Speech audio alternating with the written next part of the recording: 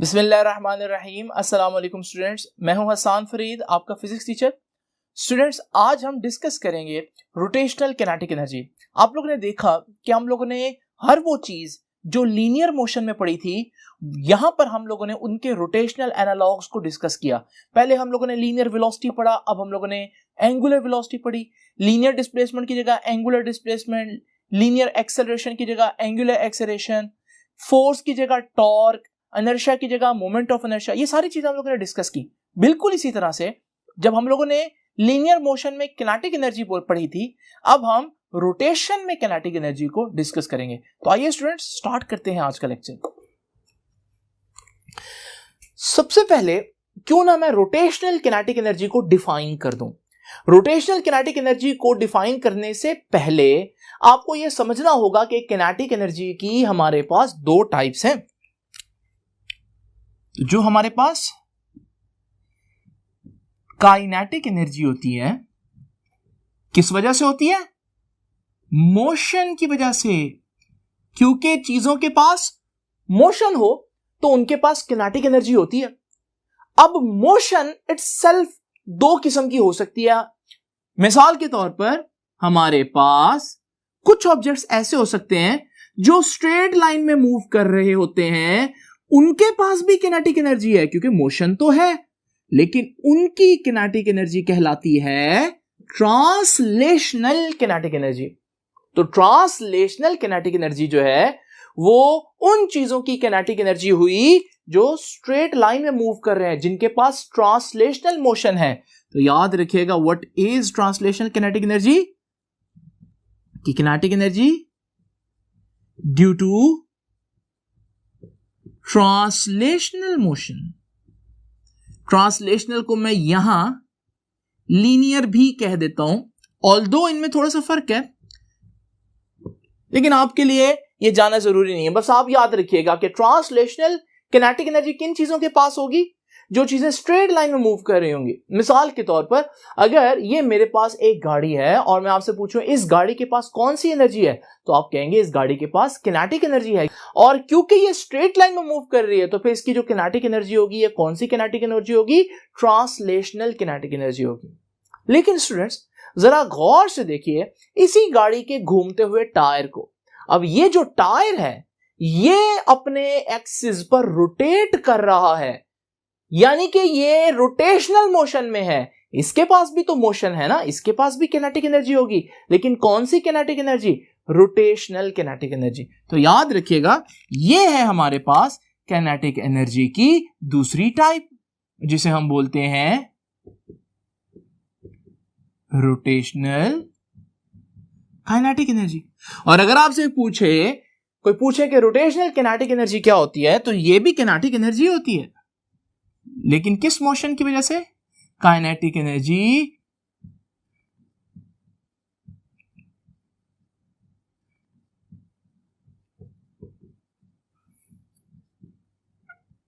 किसी ऑब्जेक्ट की rotational motion की वजह से जो उसमें एनर्जी होगी वो kinetic energy, rotational kinetic energy होगी। Now students, rotational kinetic energy में घूमता हुआ टायर आ सकता है, हमारी जो जमीन है वो भी अपने एक्सिस पर रोटेट कर रही है, वो आ सकती है। ये सारी एग्जांपल जो है वो यहां पर फिट हो सकती है। अब हमारे पास आर्टिकल है इस किनेटिक एनर्जी को डिस्कस करना नहीं, बल्कि रोटेशनल किनेटिक एनर्जी को। तो आइए अब जरा इसको डिटेल में डिस्कस करते हैं। सबसे पहले मैं यहां से आर्टिकल का आगाज करूंगा कि what is rotational kinetic energy. तो रोटेशनल किनेटिक एनर्जी की डेफिनेशन आप लोगों ने सबसे पहले लिखनी है। ऑल्दो मैं लिख चुका हूं यहां पर, लेकिन मैं फिर से एक दफा लिख देता हूं। What is rotational kinetic energy? It is the kinetic energy. किनकी kinetic energy? Of bodies which are rotating about an axis, जो एक एक्सिस पर रोटेट कर रहे हों। मिसाल के तौर पर एग्जांपल्स में आप क्या लिखेंगे उसकी? याद रखिएगा जी, एग्जांपल्स लिख लेते हैं, कोई भी एग्जांपल दे सकते हैं, बस बॉडी रोटेट हो रही होनी चाहिए। पहली एग्जांपल जो मैं यहां पर दूंगा वो क्या होगी? रोटेटिंग अर्थ, जो अर्थ रोटेट कर रही है उसके पास भी तो रोटेशनल किनेटिक एनर्जी। जो हमारे पास व्हील था वो भी तो रोटेट कर रहा है, तो उसके पास भी रोटेशनल किनेटिक एनर्जी। तो कोई भी ऑब्जेक्ट जो रोटेट कर रहा होगा उसके पास काइनेटिक एनर्जी होगी। उसके बाद डिस्कस करते हैं इसको हम सिंबल क्या दें रोटेशनल किनेटिक एनर्जी को। आपको मालूम है काइनेटिक एनर्जी को हम क्या सिंबल देते हैं, काइनेटिक एनर्जी को हम के लिखते हैं। तो अगर हमने रोटेशनल किनेटिक एनर्जी को शो करना है तो हम के लिखेंगे, यानी कि किनेटिक एनर्जी, लेकिन उसके साथ छोटा सा ROT लिख देंगे, जो कि शो कर रहा है ये किनेटिक एनर्जी कौन सी है, रोटेशनल किनेटिक एनर्जी है। नाउ स्टूडेंट्स, अब आता है हमारे पास इसका फॉर्मूला। देखिएगा ये बड़ी इंपॉर्टेंट और तवज्जो तलब बात है।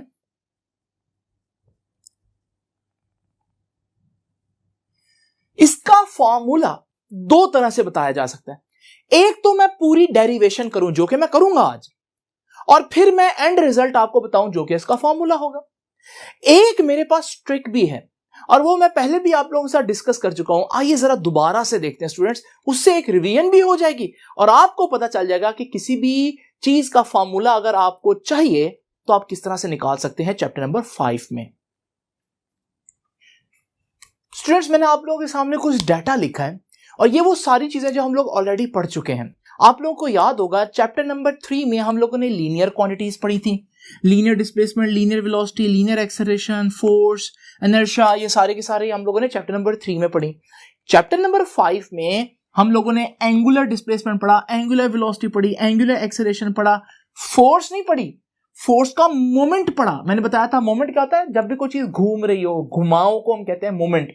तो मोमेंट ऑफ फोर्स यानी घूमती हुई चीजों पर फोर्स, जिसे हम टॉर्क कह देते हैं। इसी तरह से हम लोगों ने इनर्शिया पढ़ा था, लेकिन यहां पर हम लोगों ने मोमेंट ऑफ इनर्शिया यानी कि घूमती हुई चीजों का इनर्शिया। और आप लोगों ने देखा कि लीनियर डिस्प्लेसमेंट S होता है, जबकि चैप्टर नंबर 5 में उसकी जगह एंगुलर डिस्प्लेसमेंट थीटा बनता है। लीनियर वेलोसिटी V होती है, लेकिन उसकी जगह रोटेशनल एनालॉग जो है उसका, यानी कि रोटेशन में जो वेलोसिटी बनती है वो ओमेगा है, एंगुलर वेलोसिटी।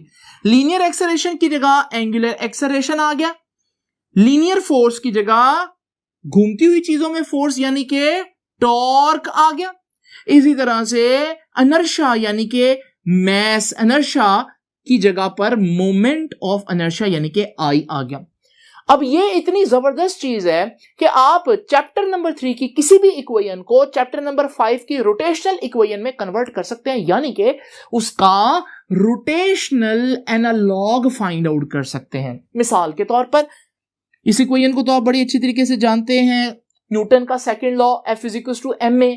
आप न्यूटन के सेकंड लॉ को चैप्टर नंबर 5 में कन्वर्ट करना चाहते हैं, यानी कि इसका रोटेशनल एनालॉग निकालना चाहते हैं, यानी कि न्यूटन की सेकंड इक्वेशन को रोटेटिंग बॉडीज के लिए निकालना चाहते हैं। अब आप क्या करें, इसके हर एक क्वांटिटी का रोटेशनल एनालॉग लिख दें, आपके पास रोटेशनल इक्वेशन आ जाएगी। मिसाल के तौर पर फोर्स है ना, तो फोर्स का रोटेशनल एनालॉग कौन है, टॉर्क। तो फोर्स की जगह टॉर्क लिख दिया, is equal to as it is. Mass क्या है, इनर्शिया, तो मैस जो है वो इनर्शिया है, और इनर्शिया की जगह किसने ले लिया चैप्टर नंबर 5 में, मोमेंट ऑफ इनर्शिया यानी कि I ने। तो M की जगह I आ गया। और A क्या है, लीनियर एक्सेलरेशन, ये वाला, और उसकी जगह किसने ले ली है, एंगुलर एक्सेलरेशन अल्फा ने। तो फिर A की जगह मैं क्या लिखूंगा, अल्फा लिख दूंगा। नाउ स्टूडेंट्स, ये भी न्यूटन का सेकंड लॉ ही है, लेकिन किसके लिए है, ये रोटेट करती हुई चीजों के लिए है। इसी तरह से स्टूडेंट्स P = mv, ये मोमेंटम की इक्वेशन आप लोगों ने चैप्टर नंबर 3 में पढ़ी। जरा देखिए P क्या है, लीनियर मोमेंटम, मैं अब उसकी जगह फाइंड आउट करना चाहता हूं एंगुलर मोमेंटम। तो M क्या है, इनर्शिया, और इनर्शिया की जगह किसने ले ली है, मोमेंट ऑफ इनर्शिया यानी कि I ने। तो यहां I आ जाएगा। और V क्या है, लीनियर वेलोसिटी, और उसकी जगह किसने ले लिया अब, एंगुलर वेलोसिटी ने, तो इसकी जगह ओमेगा आ जाएगा। भाई ये कौन सी इक्वेशन है? आप कहेंगे ये भी मोमेंटम की इक्वेशन है, लेकिन चैप्टर नंबर 5 में घूमती हुई चीजों का मोमेंटम यानी कि एंगुलर मोमेंटम। तो आपने देखा कितना आसान है, बगैर डेरिवेशन के भी आप चुटकी में किसी भी इक्वेशन को रोटेशन में कन्वर्ट कर सकते हैं। तो ये काइनेटिक एनर्जी का फॉर्मूला याद है आप लोगों को, हाफ mv स्क्वायर। ये किस चीज की काइनेटिक एनर्जी है? उस चीज की काइनेटिक एनर्जी जो स्ट्रेट लाइन में मूव कर रही हो। लेकिन अगर यही बॉडी रोटेट कर रही हो और मैं चाहता हूं इसकी काइनेटिक एनर्जी को फाइंड आउट करना, तो मैं फिर से सारे वेरिएबल्स चेंज कर दूंगा रोटेशन वाले। हाफ तो आपको मालूम है हाफ ही रहेगा, क्योंकि वो तो सिर्फ मैग्नीट्यूड है, कोई क्वांटिटी नहीं है। m क्या है जी? इनर्शिया। और इनर्शिया की जगह किसने ले ली है? मोमेंट ऑफ इनर्शिया ने, यानी कि I ने। तो यहां आ जाएगा I। और फिर v क्या है? Linear velocity. तो उसकी जगह किसने ले ली है? एंगुलर वेलोसिटी ने, यानी ओमेगा। और q के v का स्क्वायर है, तो यहां ओमेगा का भी स्क्वायर आएगा। और स्टूडेंट्स ये हो गई हमारे पास घूमती हुई चीजों की काइनेटिक एनर्जी, जो कि आज का हमारा आर्टिकल है। फॉर्मूला देख रहे हैं, हाफ I ओमेगा स्क्वायर। क्या मैंने कोई डेरिवेशन की है? हरगिज नहीं, सिर्फ मैंने लॉजिक लगाकर सारे लीनियर क्वांटिटीज को एंगुलर क्वांटिटीज के सिंबल से रिप्लेस कर दिया, मेरे पास फॉर्मूला आ गया। ऑल्दो ये फॉर्मूला मैं आज डिराइव भी करूंगा, लेकिन आप देखें अगर आपको कोई फॉर्मूला याद नहीं आ रहा तो आप बहुत आसानी से चैप्टर नंबर 5 के फॉर्मूले बना सकते हैं, सिर्फ आपको ये बातें पता होनी चाहिए। तो स्टूडेंट्स ये फॉर्मूला देख लीजिए, ये मैं आप लोगों के सामने यहां लिखने लगा हूं। तो स्टूडेंट्स आप लोगों ने देखा कि इसका फॉर्मूला मैंने क्या बनाया है कि रोटेशनल काइनेटिक एनर्जी का फॉर्मूला होता है हाफ I ओमेगा स्क्वायर। बिल्कुल वैसे जैसे हाफ mv स्क्वायर। m की जगह I आ गया क्योंकि m इनर्शिया था, I मोमेंट ऑफ इनर्शिया है। v की जगह ओमेगा आ गया क्योंकि v लीनियर वेलोसिटी थी, ओमेगा एंगुलर वेलोसिटी। हमने सारे एंगुलर वेरिएबल्स ले लिए। और स्टूडेंट्स एक और बात भी यहां पर हम देख सकते हैं, और वो क्या है? वो है रोटेशनल काइनेटिक एनर्जी का यूनिट। तो आपको मालूम है स्टूडेंट्स, एनर्जी तो एनर्जी होती है, रोटेशनल हो या लीनियर हो, एनर्जी का यूनिट हमेशा जाउल या जिसको समटाइम्स जूल्स भी कहते हैं। तो याद रखिएगा यूनिट चेंज नहीं होगा, तो यूनिट वही है जूल्स, जिसे हम और क्या कह सकते हैं? Newton metre. और अगर मैं न्यूटन की वैल्यू, अगर आपने पढ़ी हो न्यूटन की वैल्यू किलोग्राम मीटर पर सेकंड स्क्वायर, चैप्टर नंबर 1 में मैंने बताया था, अगर मैं ये वैल्यू पुट करूं तो फिर फाइनल रिजल्ट आएगा किलोग्राम मीटर पर सेकंड स्क्वायर। ये न्यूटन की जगह आ गया। साथ ये मीटर अभी मल्टीप्लाई होना है ना, तो मैं उसको यहीं पर मल्टीप्लाई करके यहां m की पावर 2 लिख देता हूं। ये भी यूनिट है, ये भी इसका यूनिट है, और ये भी इसका यूनिट है। और फिर मैं डायमेंशन भी निकाल सकता हूं। डायमेंशन कैसे निकाल सकते हैं? देख लीजिए स्टूडेंट्स, डायमेंशन में किलोग्राम मास है ना, उसकी जगह m। मीटर लेंथ है तो उसकी जगह l और वही पावर।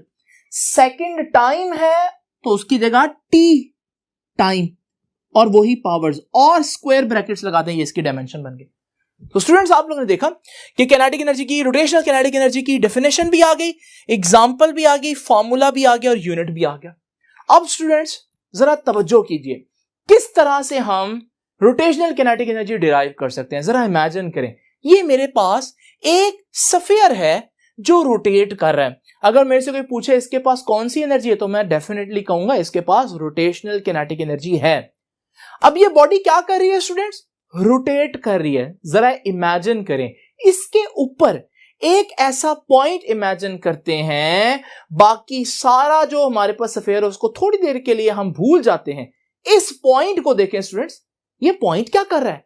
ये पॉइंट रोटेट नहीं कर रहा, ये पॉइंट सर्कल में मूव कर रहा है। देख रहे हैं आप लोग, ये जो हमारे पास मैंने एक पीस लिया है, पूरी बॉडी रोटेट कर रही थी, लेकिन हर रोटेटिंग बॉडी का जो हर पीस होता है वो रोटेट नहीं करता, बल्कि वो सर्कल में मूव करता है।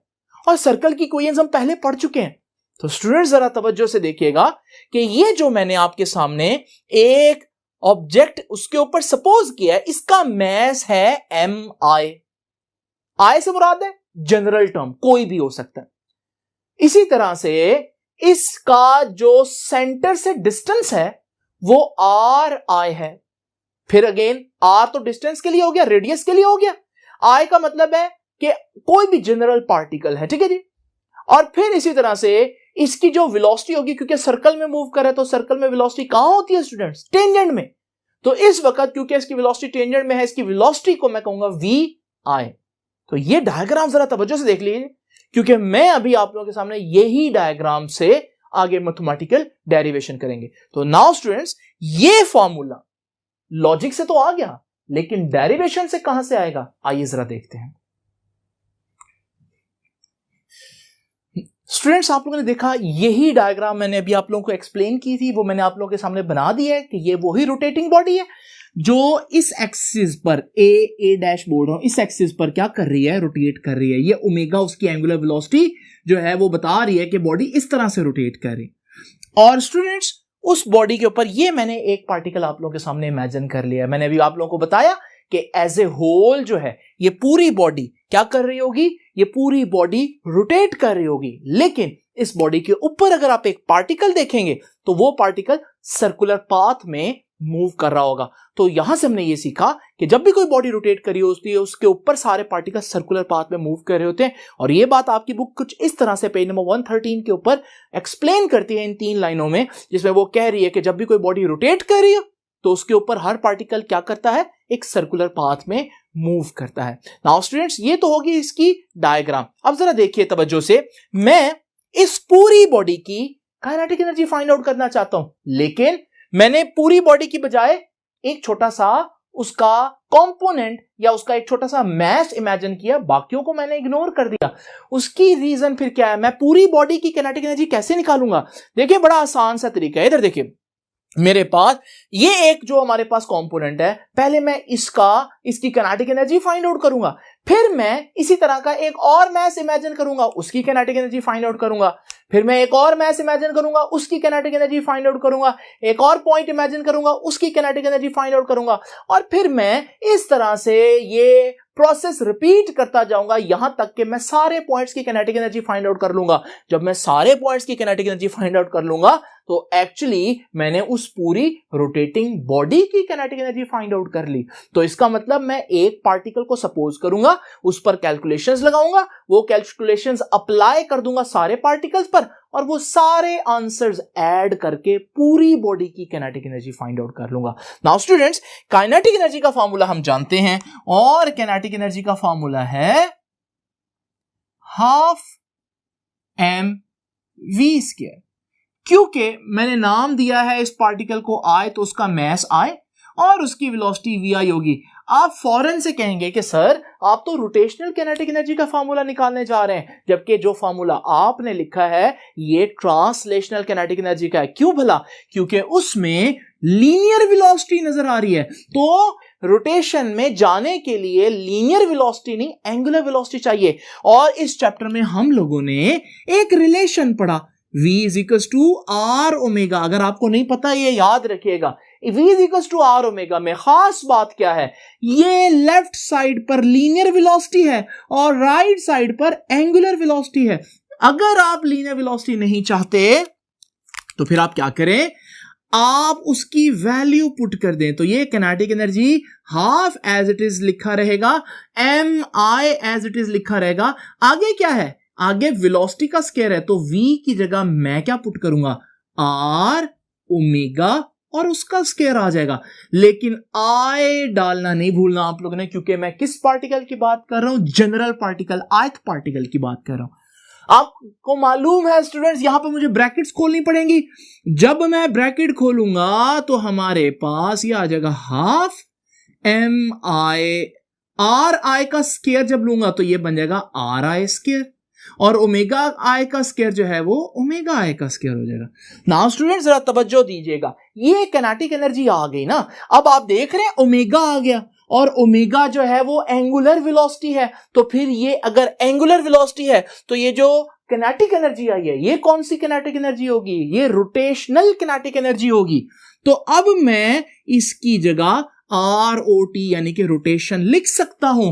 भाई ये किसकी रोटेशनल किनेटिक एनर्जी है? तो मैं कहूंगा ये इस पार्टिकल की, यानी कि ये पूरी बॉडी की नहीं है। This is the kinetic energy of ith particle, वो जो मैंने सपोज किया था। ith का मतलब कोई भी, जनरल, एनी। तो हमारे पास यहां पर अगर ये ith पार्टिकल की है, इधर आए और इधर आ रहा है, तो अगर मैं एक J पार्टिकल की निकालना चाहूं तो मैं इधर J और J लगा दूंगा, यानी उसका मैस, उसका डिस्टेंस और उसकी वेलोसिटी। K पार्टिकल की किनेटिक एनर्जी निकालनी है तो मैं उसका मैस, उसका डिस्टेंस, उसकी वेलोसिटी निकाल दूंगा। यहां से तो काम बड़ा आसान हो गया। अगर मैं पूरी बॉडी की किनेटिक एनर्जी निकालना चाहता हूं, पूरी बॉडी की, तो पूरी बॉडी की किनेटिक एनर्जी कैसे निकालूंगा? एक पार्टिकल का किनेटिक एनर्जी, दूसरी पार्टिकल की किनेटिक एनर्जी, तीसरी पार्टिकल की किनेटिक एनर्जी, चौथे पार्टिकल की kinetic energy, up to nth particle की किनेटिक एनर्जी, जो भी बनेगा हमारे पास। आप उसको ith भी कह सकते हैं, आप उसको n भी कह सकते हैं, ये सिर्फ सिंबल का फर्क है। नाउ स्टूडेंट्स, काइनेटिक एनर्जी का फार्मूला क्या होता है? मैंने अभी आप लोगों के सामने, रोटेशनल है ये, तो ये मैंने आप लोगों ने किसी भी पार्टिकल की किनेटिक एनर्जी है। तो फिर पहले पार्टिकल के लिए मैं क्या करूंगा? हाफ m, I नहीं लिखूंगा, पहला पार्टिकल है, I की जगह 1 लिखूंगा, R के साथ भी 1 लिखूंगा, ओमेगा के साथ भी 1 लिखूंगा और उनका स्क्वायर आ जाएगा। ये किनेटिक एनर्जी होगी पहले पार्टिकल की। दूसरे पार्टिकल की किनेटिक एनर्जी कैसे फाइंड आउट करेंगे? हाफ m2 R2 का स्क्वायर और ओमेगा का स्क्वायर, ओमेगा 2 का स्क्वायर। इसी तरह थर्ड पार्टिकल की half m3 R3 square omega 3 square.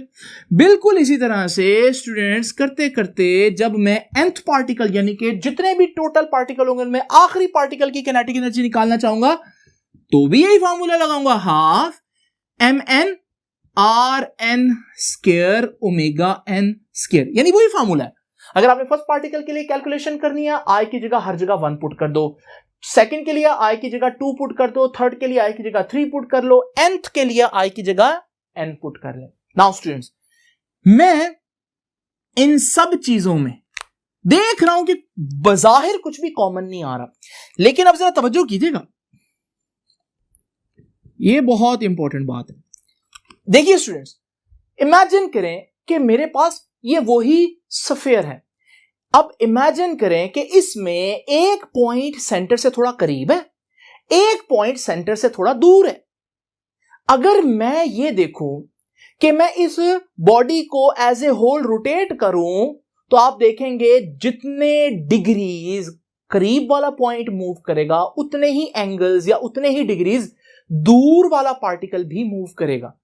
यानी अगर आप एंगुलर वेलोसिटी की बात करेंगे तो दोनों की एंगुलर वेलोसिटी सेम है, दोनों ने एक जैसे टाइम में एक जैसा एंगुलर डिस्प्लेसमेंट यानी कि एंगल्स कवर किए हैं।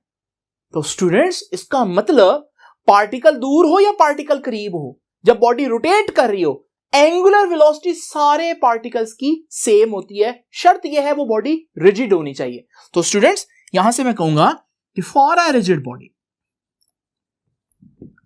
फॉर अ रिजिड बॉडी मैं कह सकता हूं कि एंगुलर वेलोसिटी हर पार्टिकल की of all particles are same.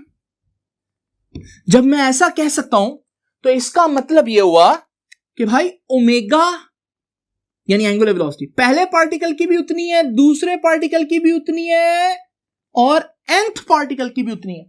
तो जब पहले पार्टिकल की भी वही है, दूसरे की भी वही है, nth की भी वही है, तो फिर आप ओमेगा को 1 2 3 n लिखने की जरूरत ही नहीं है। क्यों नहीं जरूरत? क्योंकि वो तो सेम है हर पार्टिकल की। तो फिर मैं ये 1 मिटा दूंगा। आपने ये नेक्स्ट स्टेप में करना है। अब जब मैं ये 1 2 और उसके सिंबल्स मिटा दूंगा, ये भी ओमेगा का स्क्वायर है, ये भी ओमेगा का स्क्वायर है, ये भी ओमेगा का स्क्वायर है। अब इस पूरी टर्म के अंदर ओमेगा का स्क्वायर कॉमन लिया जा सकता है। तो स्टूडेंट्स, मैं ये जो ओमेगा का स्क्वायर है ये भी आपके सामने कॉमन लेता हूं। तो जरा देखिए बाकी इक्वेशन क्या बनेगी। किनेटिक एनर्जी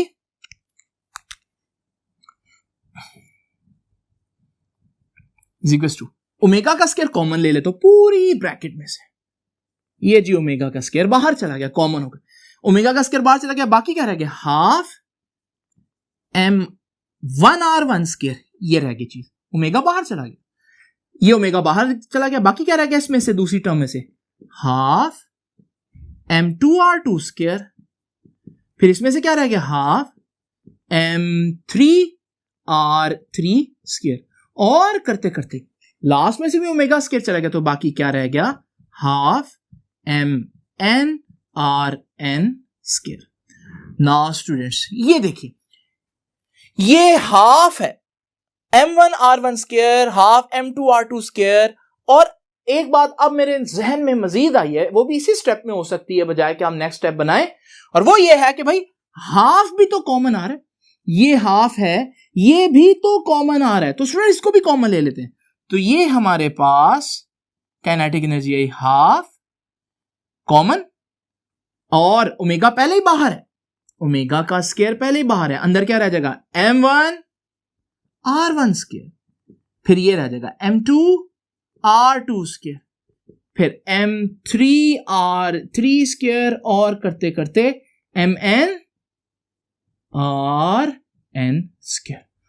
नाउ स्टूडेंट्स जरा तवज्जो कीजिएगा, याद रखिएगा हम लोगों ने पढ़ा था ये जो mr स्क्वायर होता है ना भाई, ये मोमेंट ऑफ इनर्शिया होता है, ठीक है, ये हम लोगों ने पहले पढ़ा था कि mr स्क्वायर जो है वो मोमेंट ऑफ इनर्शिया है। इसका मतलब ये ब्रैकेट के अंदर ये क्या है, mr स्क्वायर यानी मोमेंट ऑफ इनर्शिया किसका, 1 बता रहा है फर्स्ट पार्टिकल का मोमेंट ऑफ इनर्शिया, ये क्या बता रहा है कि सेकंड पार्टिकल का मोमेंट ऑफ इनर्शिया, ये क्या बता रहा है थर्ड पार्टिकल का moment of inertia, nth particle का मोमेंट ऑफ इनर्शिया, यानी कि इस पूरी ब्रैकेट के अंदर उस पूरी बॉडी का मोमेंट ऑफ इनर्शिया है। ये जो ब्रैकेट है, ब्रैकेट को पैरेंथेसिस भी कहते हैं, इस पूरी पैरेंथेसिस के अंदर हर एक पार्टिकल का मोमेंट ऑफ इनर्शिया है, और ऐड होकर वो पूरी बॉडी का मोमेंट ऑफ इनर्शिया ही बनाएगा। और आपकी बुक कह रही है पेज नंबर 113 के ऊपर कि ये जो पैरेंथेसिस है इसके अंदर जो है वो एक्चुअली में क्या बन रहा है, पूरी बॉडी का मोमेंट ऑफ इनर्शिया बन रहा है, और मोमेंट ऑफ इनर्शिया का सिंबल क्या है, आई है। तो मैं कहूंगा काइनेटिक एनर्जी का फॉर्मूला आया half as it is, omega का स्क्वायर एज इट इज, और हमारे पास ये सारी चीज की जगह मैं पूरी बॉडी का मोमेंट ऑफ इनर्शिया यानी कि आई लिख दूंगा। और स्टूडेंट्स ये है रोटेशनल किनेटिक एनर्जी किसी भी बॉडी की। अगर ये फॉर्मूला आप लोग देखें तो ये फॉर्मूला मैंने डिराइव किया आप लोगों के सामने, लेकिन जब मैंने लॉजिक यूज करते हुए, ट्रिक यूज करते हुए यही फॉर्मूला निकाला था, तब भी वही आंसर आया था। इसका मतलब ये है हमारे पास रोटेशनल किनेटिक एनर्जी का फॉर्मूला। चाहे आप ट्रिक से देख लें, चाहे आप मैथमेटिकल डेरिवेशन से देख लें जो मैंने अभी आप लोगों को करवाई, दोनों सूरतों में आपका आंसर बिल्कुल सेम आ रहा है। नाउ स्टूडेंट्स यहां एक और इंपॉर्टेंट बात है जो मैं आपको एंड पर बताता चलूं। नाउ स्टूडेंट्स ये देखिए, हमारे पास ये जमीन अपने एक्सिस पर रोटेट कर रही है, इसके पास रोटेशनल किनेटिक एनर्जी होगी, और बहुत सी ऐसी एग्जांपल दी जा सकती है। लेकिन समटाइम्स क्या होता है, जैसे ये व्हील है, अब ये व्हील को अगर आप देखें ये अपने एक्सिस पर रोटेट तो कर रहा है, लेकिन ये साथ साथ आगे भी जा रहा है, यानी इसमें रोटेशन भी है और इसमें लीनियर मोशन भी है। इसे हम कहेंगे कि ये रोलिंग मोशन है। तो व्हाट इज रोलिंग मोशन? कि रोलिंग मोशन में रोटेशनल मोशन के साथ साथ लीनियर मोशन भी होती है। अगर कोई ऐसी चीज हो जो रोल कर रही हो तो फिर उसकी किनेटिक एनर्जी कितनी होगी? याद रखिएगा, उस बॉडी की, रोलिंग बॉडी की जो टोटल किनेटिक एनर्जी होगी वो उसकी ट्रांसलेशनल किनेटिक एनर्जी और उसकी रोटेशनल किनेटिक एनर्जी दोनों का सम होगी। और यह बात कल के आर्टिकल में बहुत ज्यादा यूज होने वाली है, तो जरा तवज्जो रखिएगा कि हमारे पास जब कोई बॉडी रोल कर रही हो तो उसकी किनेटिक एनर्जी जो है वो कैसे निकालते हैं, सिर्फ रोटेशनल किनेटिक एनर्जी नहीं, सिर्फ ट्रांसलेशनल किनेटिक एनर्जी नहीं, बल्कि उसमें क्योंकि दोनों मोशंस हैं तो हम दोनों किनेटिक एनर्जीज ऐड करेंगे, फिर टोटल किनेटिक एनर्जी आएगी। और यह बात पेज नंबर 114 की शुरू की 2-3 लाइनों में यह बुक एक्सप्लेन कर रही है। तो स्टूडेंट्स, यह था हमारा आज का आर्टिकल जिसमें हम लोगों ने देखा कि रोटेट करती हुई चीजों की किनेटिक एनर्जी क्या होती है और कैसे फाइंड आउट की जा सकती है। आपसे मुलाकात होगी अब इंशाल्लाह कल के लेक्चर में जो इससे कनेक्टेड है, तो आप लोग इसको अच्छी तरह से देखिए। अब